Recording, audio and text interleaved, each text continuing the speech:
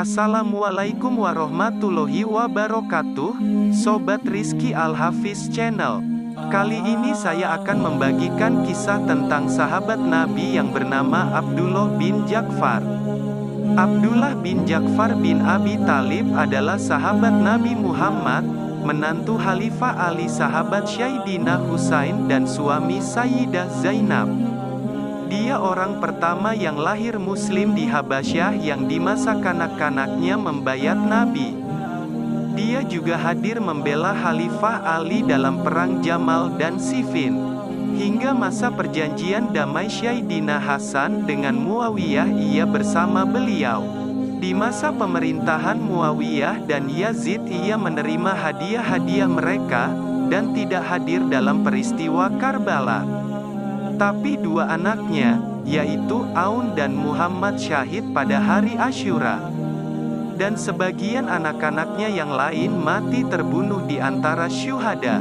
Nasab beliau yaitu Abdullah bin Ja'far bin Abi Thalib bin Abdul Muthalib Quraisy Hashimi. Julukannya Abu Ja'far adalah termasuk sahabat Nabi, Khalifah Ali dan Husain. Ayahnya adalah Ja'far saudara Ali, dan ibunya Asma binti Umais. Ja'far bin Abi Thalib pada hijrahnya yang kedua ke Habasyah membawa istrinya, Asma binti Umais dan Abdullah, bayi pertama muslim yang lahir di sana. Pada tahun 7 Hijriah 628 pasca perang Khaybar, Abdullah bersama keluarganya pergi ke Madinah dan berbayat kepada Rasulullah. Menurut sebagai riwayat, ketika Ja'far syahid di perang Mu'tah, Nabi Muhammad menghibur anak-anaknya termasuk Abdullah. Seusai perang ini, dengan mengingat hadis Nabi mengenai Ja'far, maka Abdullah disebut Ibnu Ziljanahain, putra pemilik dua sayap. Pada periode Khulafa, kebanyakan sumber sejarah tidak menyebut dia hadir dalam peperangan-peperangan awal Islam. Namun menurut kitab Futuh al-Syam, Abdullah ikut serta dalam peperangan-peperangan Syam pada masa kekhilafahan Umar bin Khattab. Dan Abu Ubaidah mengangkat dia sebagai komandan 500 pasukan penunggang. Pada masa kekhilafahan Utsman bin Affan, di saat Abu Dzar diasingkan ke Rabzah, Abdullah dengan mengikuti Khalifah Ali mengantarkan Abu Dzar keluar Madinah. Menurut Ibnu Abil Hadid, pada peristiwa mabuknya Walid bin Aqobah, yaitu gubernur Utsman di Kufah akibat Qomer, Abdullah atas perintah Khalifah Ali menjalankan hukum had atas Walid. Pada tahun 35 Hijriah 655, saat Utsman berada dalam pengepungan pihak penentang, Abdullah termasuk di antara orang-orang yang diutus Khalifah Ali untuk melindungi nyawa Utsman dari amukan para penentang. Pada masa Khalifah Ali, pada mayoritas peristiwa-peristiwa periode kekhilafah Ali, Abdullah hadir dan berbayat kepada beliau. Abdullah hadir dalam perang Jamal membela Khalifah Ali. Dan barangkali pasca perang ini ia berdomisili bersama Khalifah Ali di Kufah. Ia juga hadir di samping Khalifah Ali pada perang Siffin dan memimpin kabilah Quraisy, Asad dan Kinana, serta memimpin pasukan sayap kanan pejalan kaki imam. Bersama sejumlah orang Quraisy dan Ansar, ia menyerang Amr bin As. Dalam peristiwa Tahkim, alasan Khalifah Ali menerima itu, menurut satu pendapat adalah hidupnya beberapa orang termasuk Abdullah bin Ja'far. Abdullah di antara orang-orang yang memberikan kesaksian akan komitmennya warga Irak terhadap perjanjian Hakamiyah. Atas usulannya, Khalifah Ali mengangkat Muhammad bin Abu Bakar, yaitu saudara seibu Abdullah, sebagai ganti dari Qais bin Sa'ad untuk menjabat gubernur Mesir.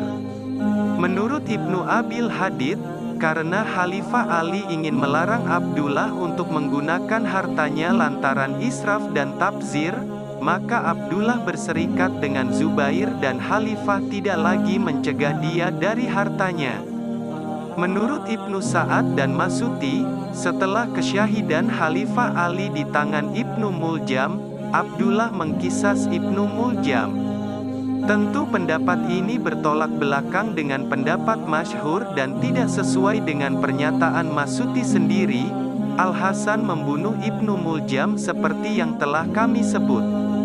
Sesuai pendapat masyhur, Sayyidina Hasan yang mengeksekusi Ibnu Muljam. Hingga perdamaian Sayyidina Hasan dengan Muawiyah. Pada masa pemerintahan Muawiyah. Setelah Muawiyah menjabat khalifah, Abdullah menjalin hubungan dengan pejabat Muawiyah di Damaskus. Ia pergi bersama sekelompok Quraisy ke sisi Muawiyah. Muawiyah menentukan gaji setahun untuknya 1 juta dirham. Dan Yazid menaikkan gaji itu menjadi 2 juta dirham. Tetapi, karena kedermawanannya semua uang yang diberikan kepadanya habis sebelum akhir tahun dan bahkan dia masih terlilit hutang. Muawiyah menjuluki Abdullah dengan Tuan Bani Hashim, tapi dia meyakini julukan ini khusus untuk Hasanain yaitu Hasan dan Husain. Sebagian ahli sejarah memandang penghormatan Muawiyah kepada Abdullah bin Ja'far muncul dari upaya dia untuk menarik perhatian para pembesar dan pemimpin kabilah. Dan boleh jadi untuk merendahkan atau mengurangi kedudukan anak-anak Khalifah Ali. Di majelis Muawiyah terjadi pembangga-banggaan diri antara Ammar bin As dan Yazid dengan Abdullah bin Ja'far.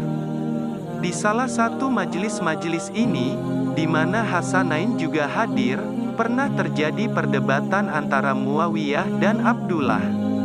Abdullah menjelaskan keutamaan Ali dan keluarganya. Menurut Ibnu Abil Hadid, di saat Sayyidina Hasan mencapai kesyahidan, Marwan bin Hakam melarang pemakaman beliau di sisi Nabi. Abdullah ingin Sayyidina Husain berjanji untuk tidak bertikai dengan Marwan. Pada peristiwa Karbala, pada proses perjalanan Sayyidina Husain dari Mekah menuju Kufah, Abdullah mengirim surat melalui anak-anaknya, Aun dan Muhammad kepadanya dan mencegah beliau untuk pergi ke Kufah dan berkata bahwa setelah surat ini sampai ia akan bergabung dengan beliau. Dia juga mengambil surat jaminan keamanan dari penguasa Mekah, Ammar bin Said. Abdullah tidak hadir dalam peristiwa Karbala, tapi kedua anaknya, Aun dan Muhammad dan menurut satu pendapat Ubaidillah gugur sebagai syahid pada hari Asyura. Pada tahun 63 Hijriah 683 pada peristiwa Harah, Abdullah bin Ja'far mengadakan dialog dengan Yazid mengenai masyarakat Madinah dan ia berusaha mencegah Yazid melakukan kekerasan pada mereka. Yazid mengiyakan permintaannya dengan syarat masyarakat Madinah taat padanya. Abdullah menulis surat kepada sebagian pemuka Madinah dan memohon mereka supaya tidak mengganggu pasukan Yazid. Pada peristiwa Harah, pasukan Yazid membunuh 2 putra Abdullah, Abu Bakar dan Aun. Menurut laporan Balazuri pasca kematian Yazid, Abdullah bin Ja'far berbayat kepada Abdullah bin Zubair. Dia juga datang ke Damaskus menemui Abdul Malik bin Marwan. Tapi, ia disambut secara tidak hormat dan pada akhir umurnya tertimpa kemiskinan. Abdullah bin Ja'far banyak menghabiskan umurnya di kota Basrah, Kufah dan Syam dan terakhir berdomisili di Madinah. Dikatakan, Abdullah menyukai musik dan berpendapat bahwa mendengarkan musik bukanlah hal yang dilarang. Dia mendukung penyanyi-penyanyi seperti Budai, Saib Katsir dan Nasyid. Abdullah dipuji dengan sifat cerdas, cermat, berakhlak, suci dan dermawan. Juga dijuluki dengan Bahrul Jud, yaitu lautan dermawan. Dan namanya disebut dalam barisan 4 orang dermawan Hashimi. Kata Yaqubi, ia pernah sekali memberikan pakaian-pakaiannya kepada orang yang berhak diberi.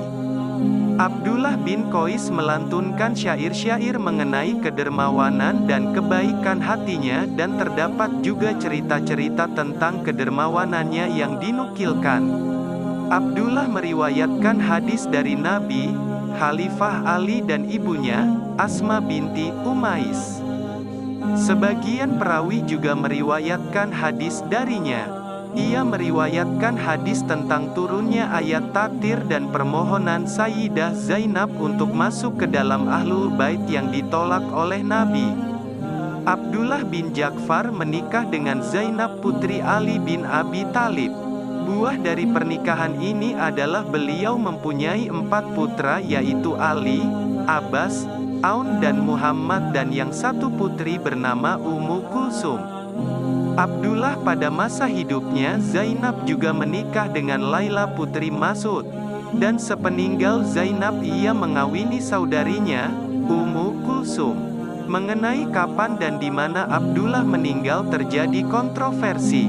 Menurut riwayat yang lebih masyhur ia wafat di Madinah pada tahun 80 Hijriah 699 dan menurut riwayat-riwayat lain pada tahun 82 Hijriah 701 atau 84 Hijriah 703 atau 85 Hijriah 704 atau 86 Hijriah 705. Aban bin Utsman yang saat itu menjadi wali kota Madinah menyalati jenazahnya dan menguburkannya di pemakaman Baqi. Ada sebuah makam di pemakaman Babu Sagir Damaskus dinisbatkan kepadanya. Demikian yang bisa saya bagikan, kurang lebihnya mohon maaf yang sebesar-besarnya. Wassalamualaikum warahmatullahi wabarakatuh.